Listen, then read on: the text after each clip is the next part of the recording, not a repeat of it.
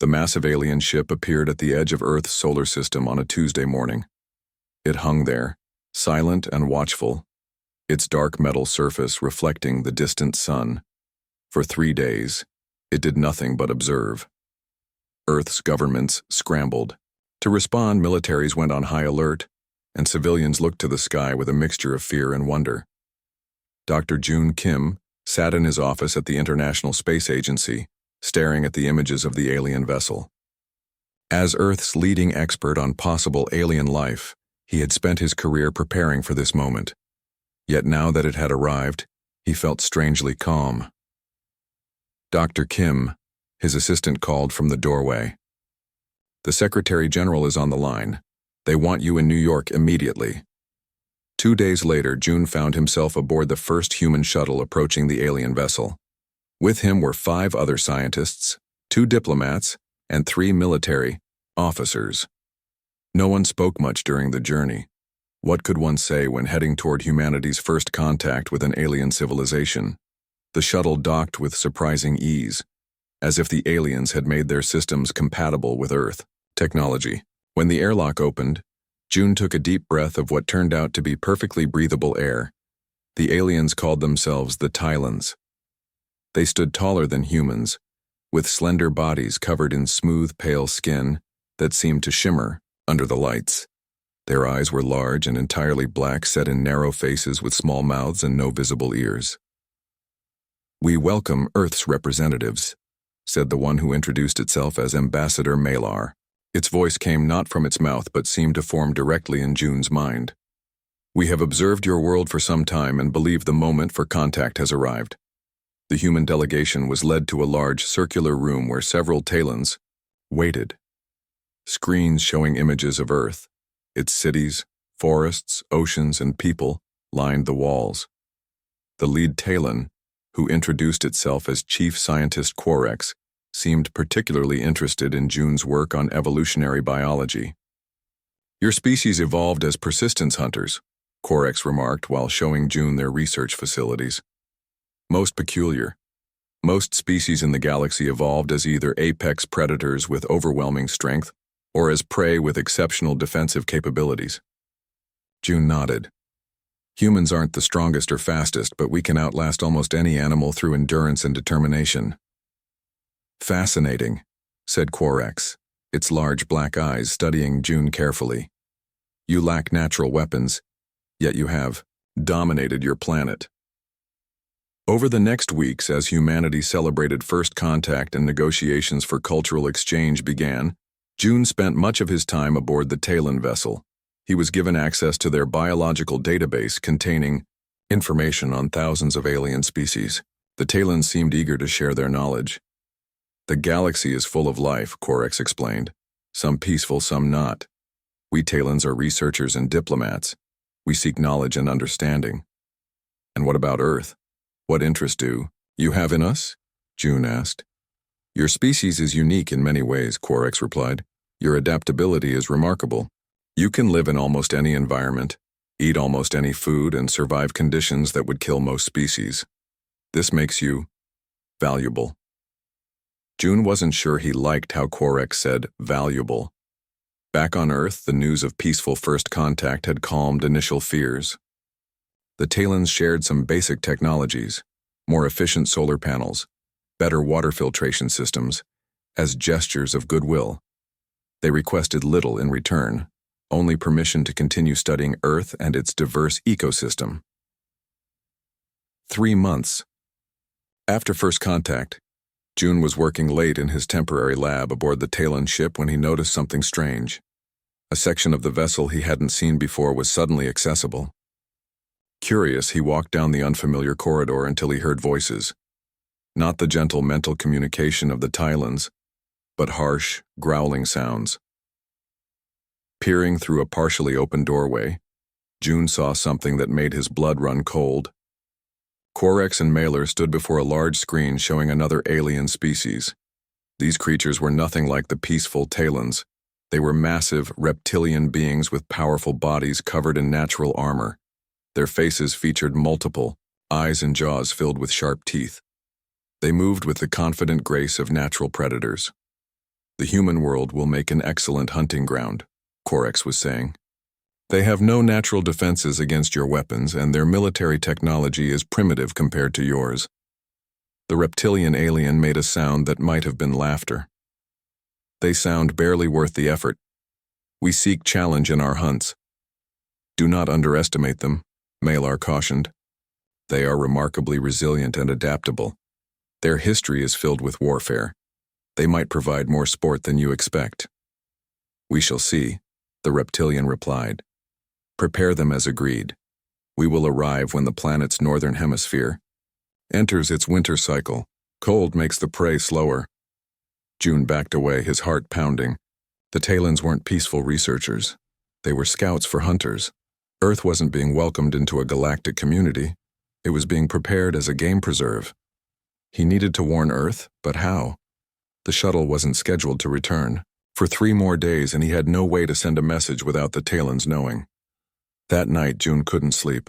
He paced his small quarters, trying to think of a plan. He had to get back to Earth immediately and warn everyone about what was coming. The next morning, June approached Orcs with a carefully rehearsed story about a family emergency requiring his immediate return to Earth.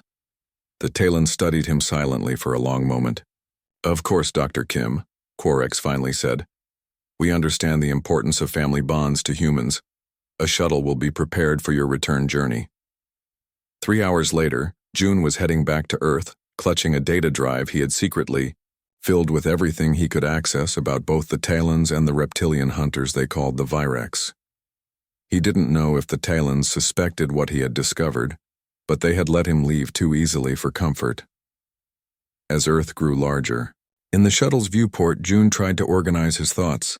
How do you tell humanity that the friendly aliens who arrived with gifts and knowledge were actually setting them up as prey for galactic hunters? The shuttle landed at the International Space Agency headquarters in Geneva. As June stepped out, he was greeted by the agency director and several government officials. Their faces were solemn. Dr. Kim, the director said, we need to talk immediately. Our deep space telescopes have detected multiple vessels approaching from beyond the Talon ship. They're smaller, faster, and they're not responding to any communication attempts. June closed his eyes briefly. They were already coming. I know what they are, he said grimly, and we don't have much time to prepare. The hunt was about to begin. The challenge arena was a flat plain in what had once been the Sahara Desert. The Virex had chosen the location, neutral ground where neither side would have a significant advantage.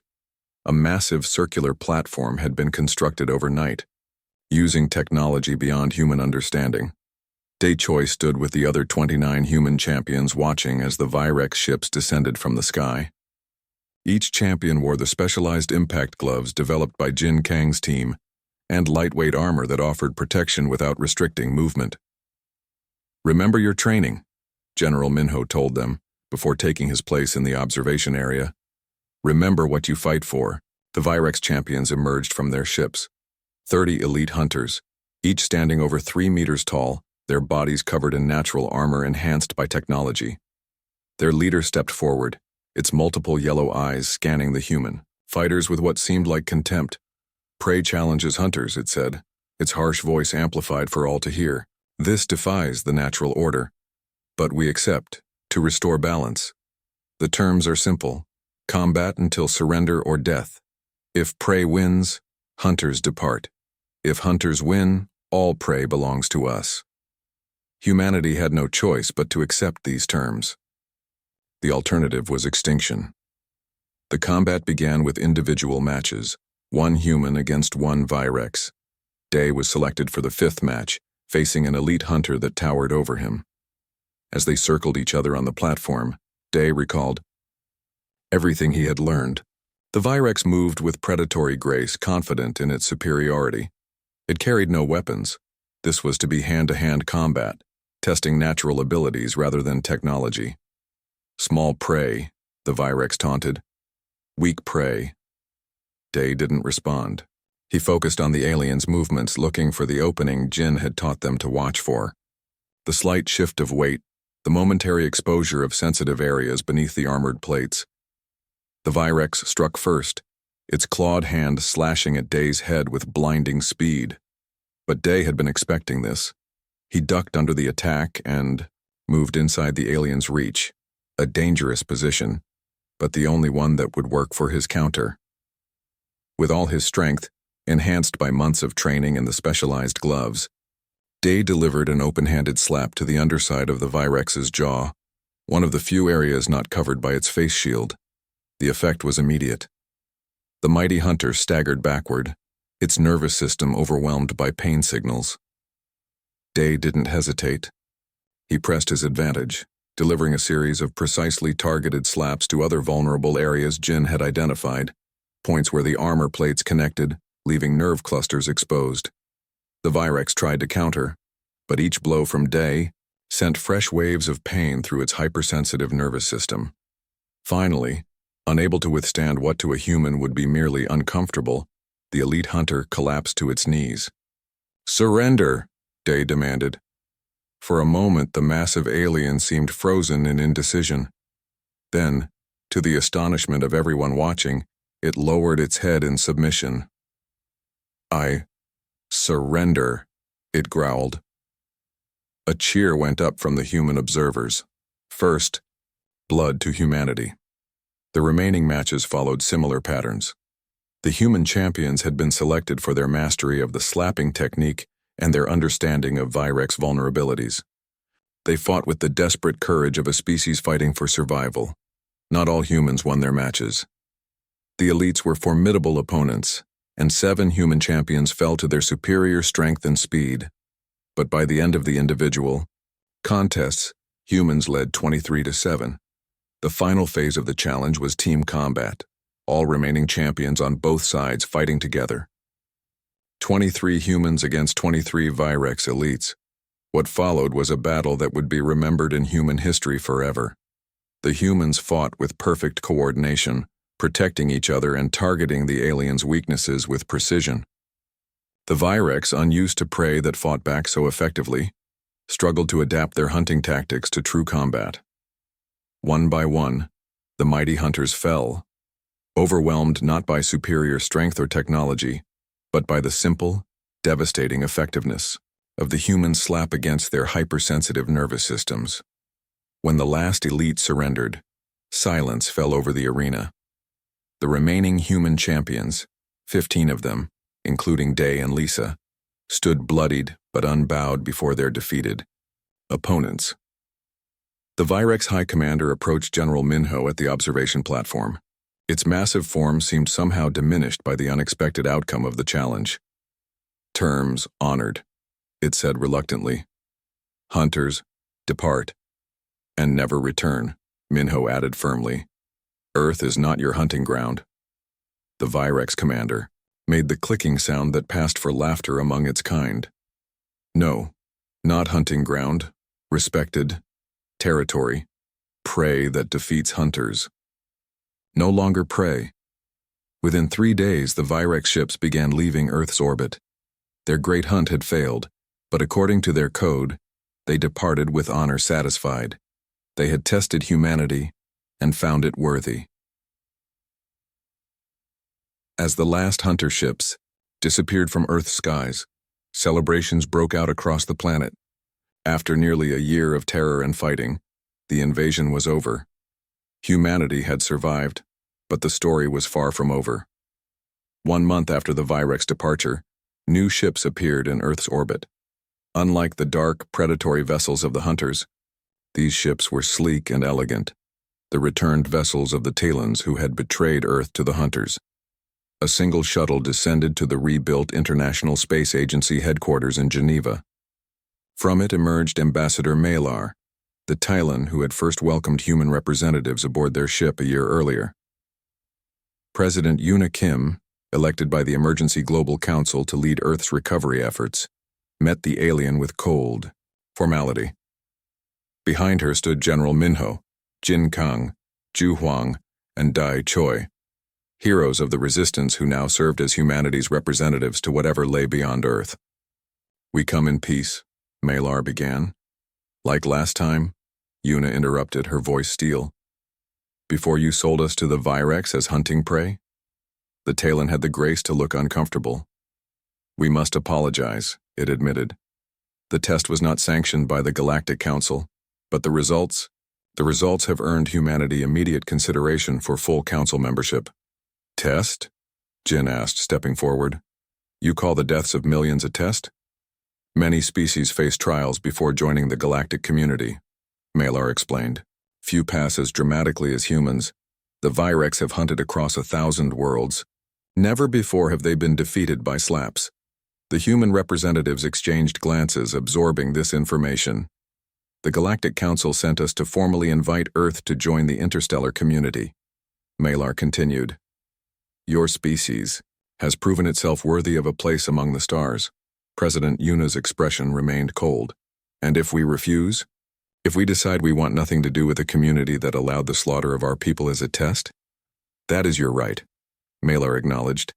But there are benefits to membership. Technology, knowledge, protection from other threats, and, the Talon hesitated, compensation for the unauthorized testing.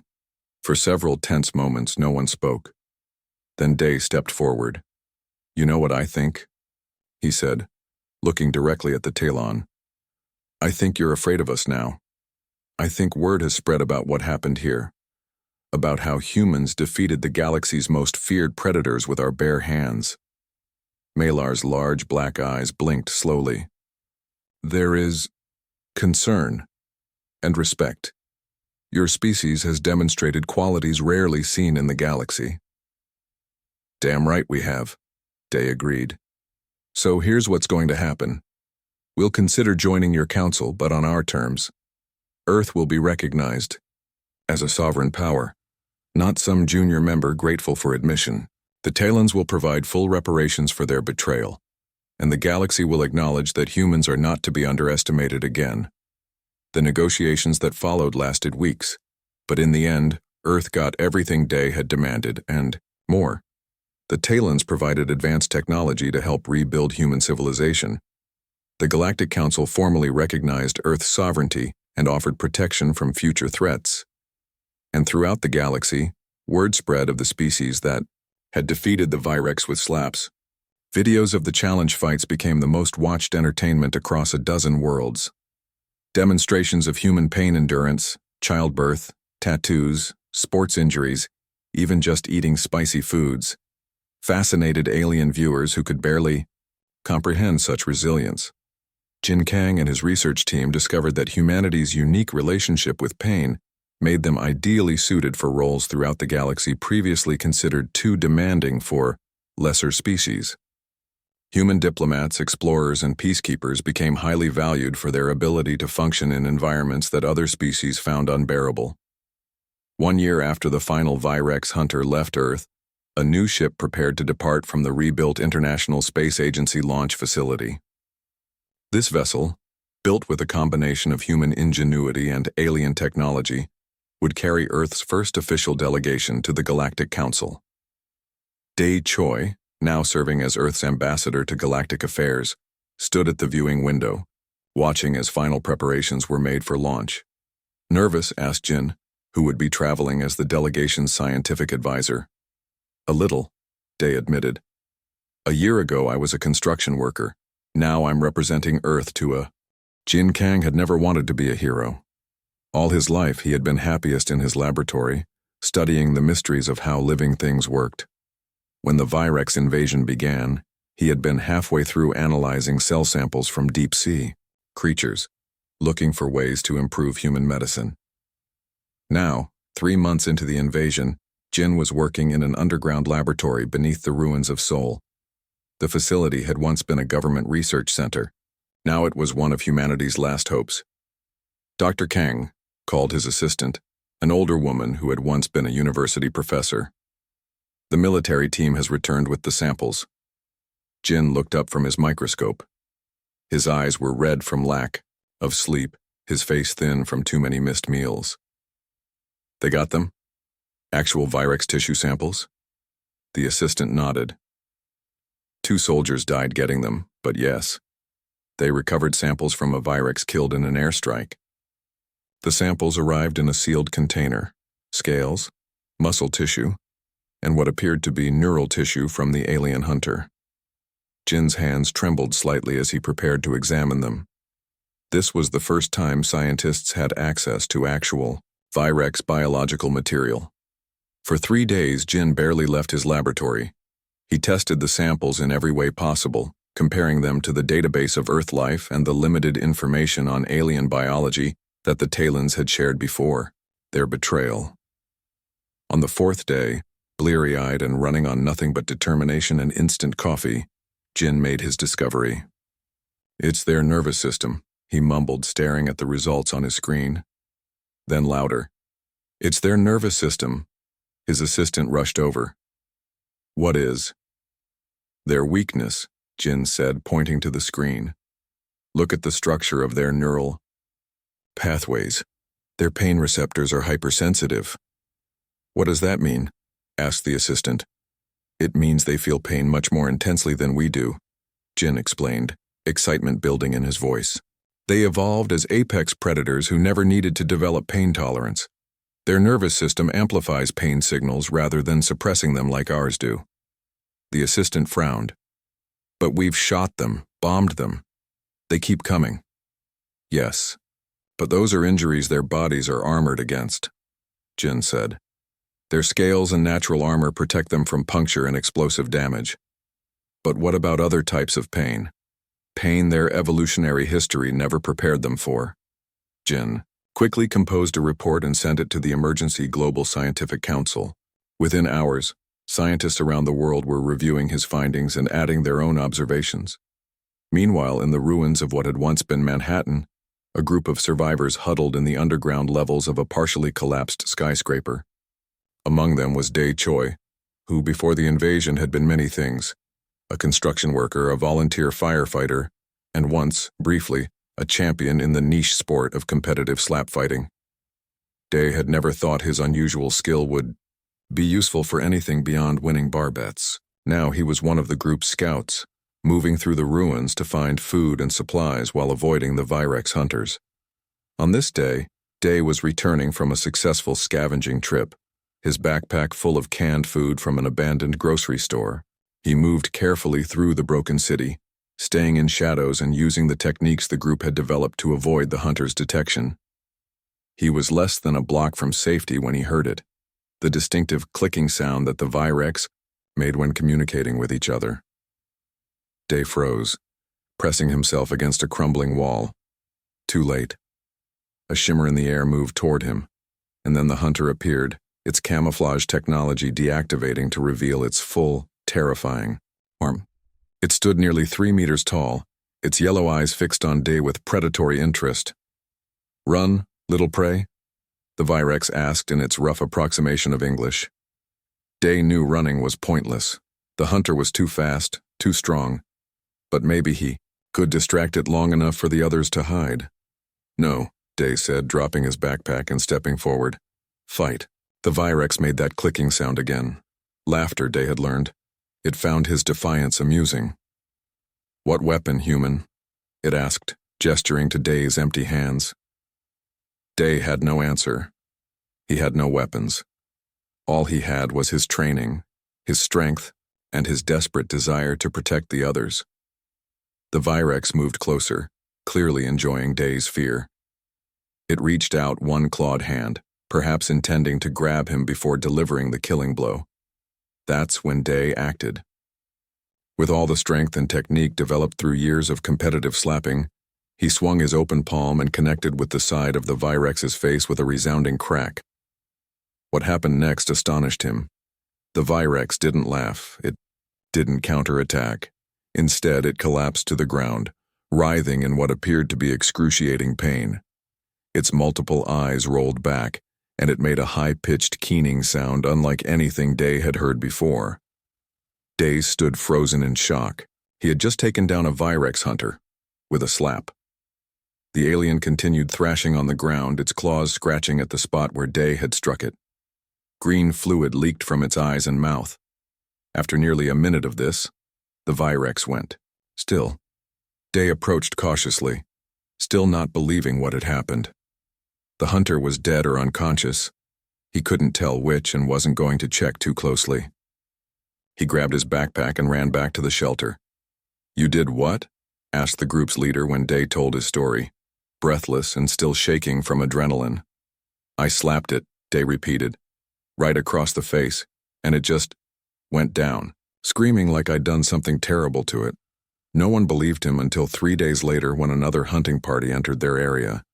This time, Day wasn't alone. 5 of the strongest survivors accompanied him, and they had a plan. They allowed themselves to be cornered by a Virex, then surrounded it.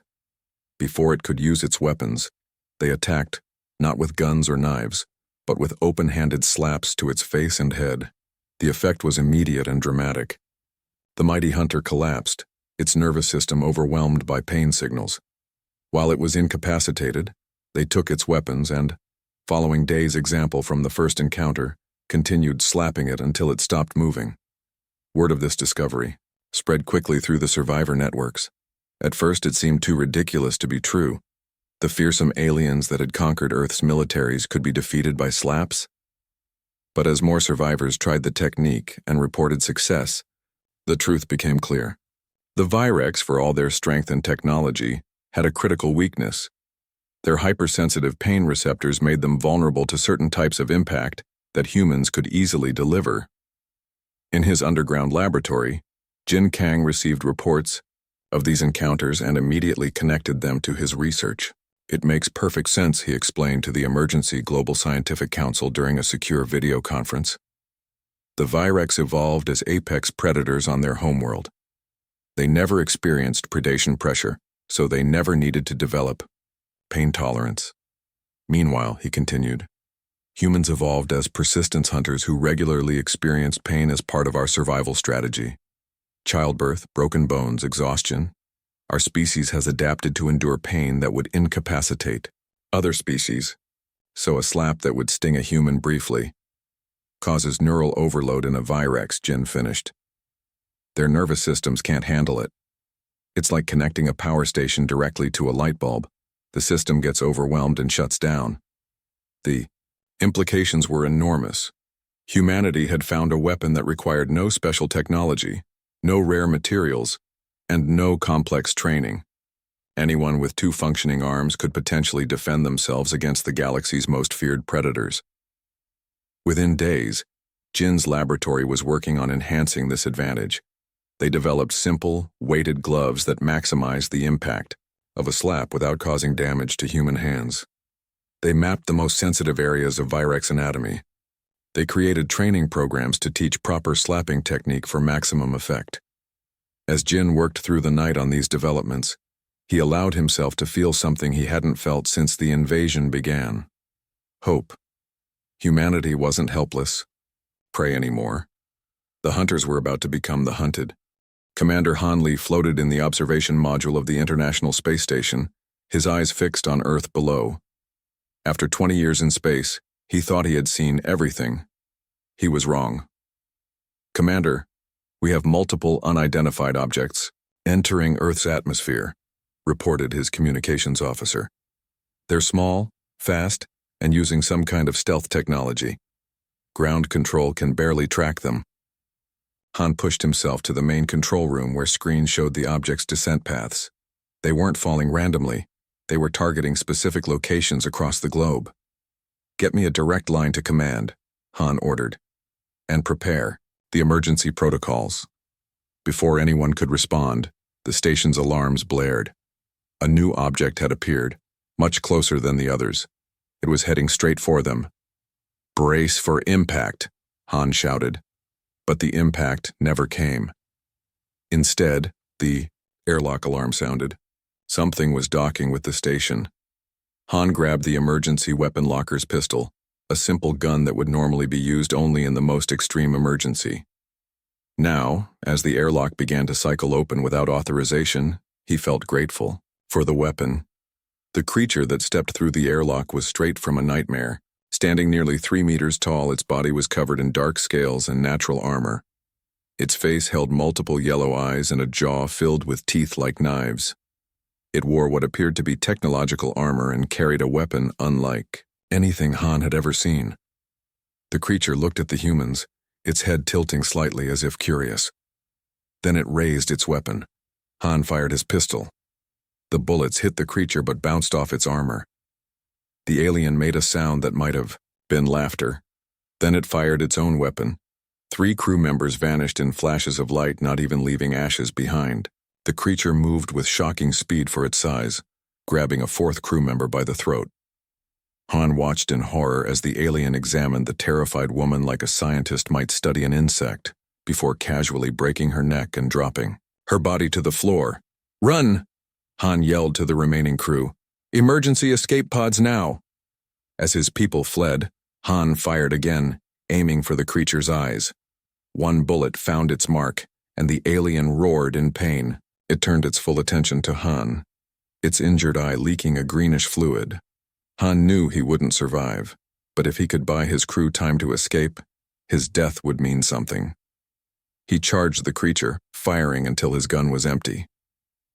The alien caught him with one massive hand, lifting him off the floor. Its face came close to his, those remaining yellow eyes studying him with what seemed like respect. "Good fight, human," it said in a rough approximation of English. "You will be remembered." Then everything went black. Down on Earth, the invasion, or, more accurately, the hunt, had begun. The Virex, as Jun Kim had warned they were called, weren't interested in conquering Earth or taking its resources. They wanted sport. Sue Park had been a park ranger in Yellowstone for 15 years. She knew every trail, every tree, and every animal in her section of the massive national park. That knowledge was now keeping her alive. She had been leading a group of hikers when the first reports came in. Strange creatures attacking major cities, the military mobilizing. Then communications had gone down, and Sue had only one priority: get her group of 20 tourists to safety. They had been hiking for 2 days, avoiding main trails and roads, heading for the ranger station at the north entrance. They were still 10 kilometers away when Sue first spotted it, a shimmer in the air like heat waves but moving purposefully through the trees. "Everyone down," she whispered, motioning the tired hikers to hide behind fallen logs and boulders. The shimmer moved closer, occasionally becoming more solid, revealing glimpses of a massive reptilian creature with advanced technology attached to its body. It was hunting them. For 6 hours, Sue led her group in a dangerous game of hide-and-seek through the forest. The creature was toying with them. Several times it could have caught them, but instead just watched, as if enjoying their fear. Night fell, and Sue used the darkness to move her increasingly exhausted group toward the ranger station. They were less than a kilometer away when one of the hikers, an elderly man, collapsed from exhaustion. "Leave me," he gasped. "Save the others." Sue wouldn't abandon anyone. She helped the man to his feet, supporting his weight as they struggled forward. That's when the creature finally made its move. It appeared before them, its camouflage technology deactivating to reveal its full, terrifying form. The hikers screamed and scattered into the darkness. The Virex hunter ignored the fleeing humans. It focused on Sue and the elderly man she refused to leave behind. "Interesting," the creature said, its voice a harsh growl. "You protect the weak one at risk to yourself." Sue pushed the elderly man behind her. She had no weapons, except her ranger knife, which seemed laughably small compared to the alien predator. "Run," she told the man. "I'll hold it off." To her surprise, the Virex didn't attack. It seemed curious, studying her.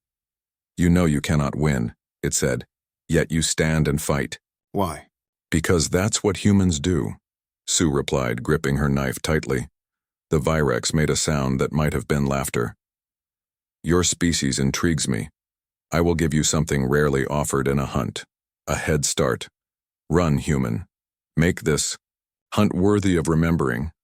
Sue didn't wait for the alien to change its mind. She grabbed the elderly man's hand and they ran through the darkness toward the ranger station. They made it, finding the station abandoned but intact. Sue barricaded the doors and windows, gathered the few weapons available, mostly hunting rifles, and prepared for the inevitable attack. It came just before dawn. The Virex hunter didn't bother with stealth this time. It simply tore the door off its hinges and stepped inside. Sue fired the rifle, The bullet hit the creature's shoulder but seemed to cause only minor damage. The Virex roared and charged forward. What happened next would later become one of the first documented weaknesses of the alien hunters. As the creature lunged for her, Sue swung the now empty rifle like a club. It connected with the side of the Virex's head. The alien staggered back, momentarily stunned. Sue used that moment to grab the elderly man and rush past the creature, out into the pre-dawn light. They ran, expecting to be caught at any moment. But when Sue looked back, she saw the Virex still in the doorway of the ranger station, shaking its head as if disoriented. It's hurt, she realized. They can be hurt. This small victory didn't change the larger situation. Across the planet, the Virex were hunting humans with terrifying efficiency. They targeted military installations first, eliminating organized resistance with their superior technology. Then they moved to cities, treating the urban environments as complex hunting grounds. Millions died in the first week. Governments collapsed, communications failed. Humanity was on the run, becoming prey on their own planet. But humans have never accepted defeat easily. As survivors gathered and shared stories, patterns emerged. The Virex were powerful and technologically advanced, but they weren't invincible. They had weaknesses, and humanity was determined to find them all. In a hidden underground bunker beneath what used to be Seoul, scientists and military leaders from around the world gathered to share information and plan resistance. Among them was Dr. Jun Kim, who had first discovered the Talon's betrayal. They hunt for sport, he explained to the grim-faced assembly. Not for food or resources. This means they follow certain rules. A hunter's code. They want challenge, not simply extermination. How does that help us? Demanded a general. They're still killing us by the millions. It means we can study them, June replied, learn their weaknesses, and perhaps turn the hunt against the hunters. As if to emphasize his point, the screens around the room lit up with a new transmission, security footage from a ranger station in Yellowstone National Park, showing a human woman momentarily stunning a Virex with a blow to the head. They can be hurt, June said. Now we need to learn how to hurt them enough to make them leave. The hunt had begun, but humanity's resistance was just getting started. General Minho Ryu had been in the South Korean military for 30 years. He had seen combat, led troops through crisis, and faced death more times than he cared to remember. But nothing in his experience had prepared him for commanding what remained of Earth's fighting forces against alien hunters. When news of the SLAP discovery reached his hidden command center in the mountains outside Busan, he had been skeptical. It seemed too simple, too ridiculous to be true. You expect me to order my soldiers to slap these creatures? He had asked the scientist who brought the report. We have tanks and missiles. Tanks and missiles that barely hurt them, the scientist had replied. This works, General. We have confirmed reports from 3 continents. Now, 1 month after implementing what his troops jokingly called Operation Backhand, Minho stood before the Emergency Global Council with results that spoke for themselves. In the past 4 weeks, human resistance forces have eliminated over 2,000 Virex hunters, he reported to the assembled leaders. Our casualties have dropped by 60%. For the first time since the invasion began, we are winning. The Tao Council chamber, a repurposed bunker beneath the Swiss Alps, erupted in applause. Hope, so long absent, filled the room. Minho raised his hand for silence. We still face challenges.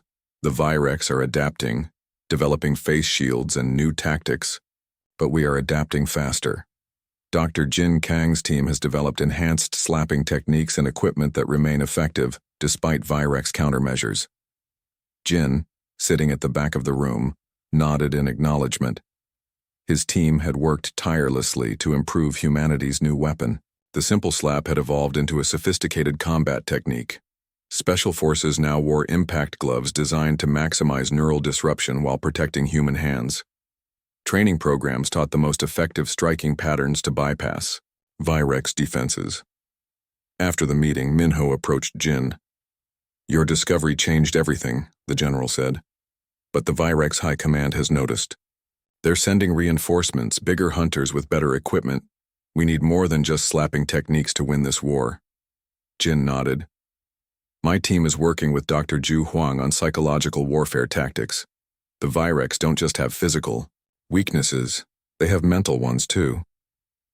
Zhu Huang had been a behavioral psychologist before the invasion. Now she was humanities expert on alien psychology, studying Virex behavior patterns and communication to find exploitable weaknesses.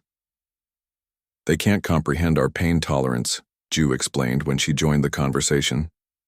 To them we seem almost invincible. Their entire society is built around being the ultimate predator. The psychological impact of seeing their comrades fall to what they consider a minor attack is devastating their morale. How do we use that? Minho asked. Zhu smiled. We show them everything that makes humans unique. Our endurance, our adaptability, our willingness to endure pain for a greater purpose. What followed was one of the strangest military campaigns in human history. Special forces teams were deployed worldwide, equipped with cameras as well as weapons. They deliberately recorded encounters with Virex hunters, showing humans taking injuries that would incapacitate the aliens, then getting back up to continue fighting. These recordings were broadcast on frequencies the Virex used for communication. The aliens watched in what seemed like horror as humans endured pain that, to a Virex, would be unbearable torture.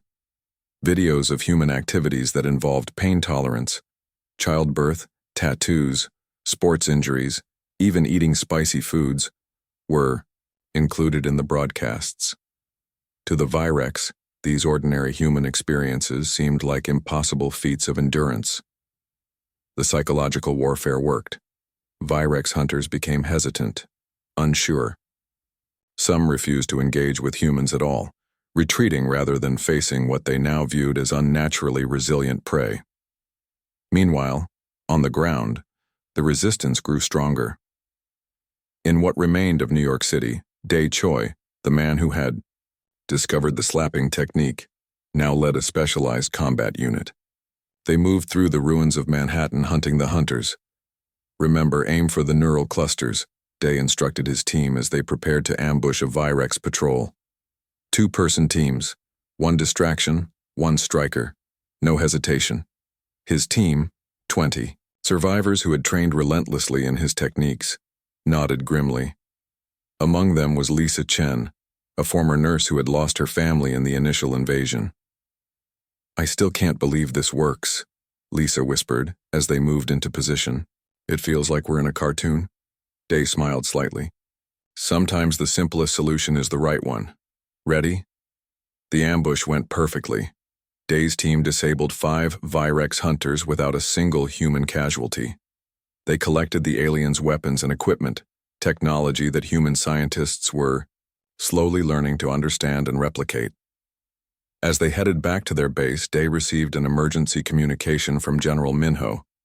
The Virex fleet is changing position, the general's voice crackled through the secure line. Our orbital observers report their command ship is preparing some kind of major operation. All resistance units are being recalled to defensive positions. What are they planning? Dae asked. We don't know, Minho replied.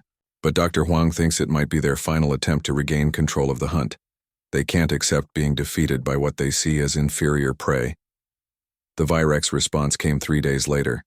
New hunters dropped from the sky, larger, more heavily armored, with full face shields and modified nervous systems that seemed partially resistant to the slapping technique. They've adapted, Jin reported grimly from his laboratory. They've modified their own biology to reduce the effectiveness of our attacks. For a moment, it seemed humanity's advantage had been lost. The new Virex, called elites by human resistance, fighters, tore through defensive positions that had previously held firm. But humans, as always, adapted faster. Jin's team worked day and night, studying captured elite Virex and finding new weaknesses. Zhu continued her psychological warfare, analyzing the elite's communication patterns and identifying exploitable fears. And on the battlefield, Dae and other combat leaders developed new techniques. If slaps to the face were less effective due to shields, they would target other sensitive areas. If direct neural disruption was harder, They would use the Virex's weight and size against them with modified martial arts techniques. The tide turned again. The elites, for all their modifications, still shared fundamental weaknesses with their lesser counterparts.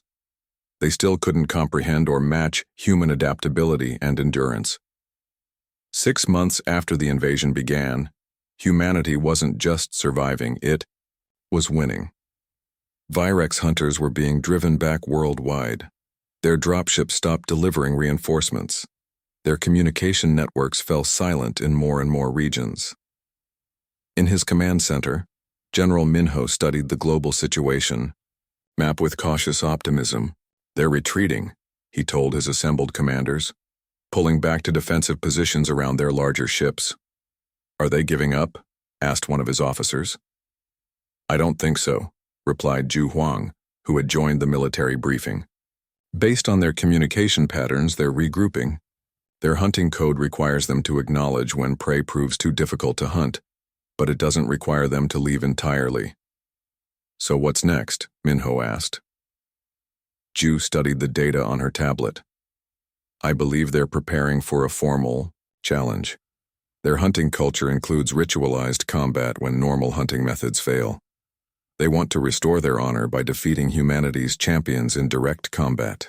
And if we refuse this challenge, then they bring in planet-killer weapons, Zhu said simply. Their code permits elimination of prey that doesn't follow the rules of the hunt. Minho looked around the room, meeting the eyes of each commander. In turn, then we accept their challenge, he said. And we show them exactly why humans are the worst prey they could have chosen.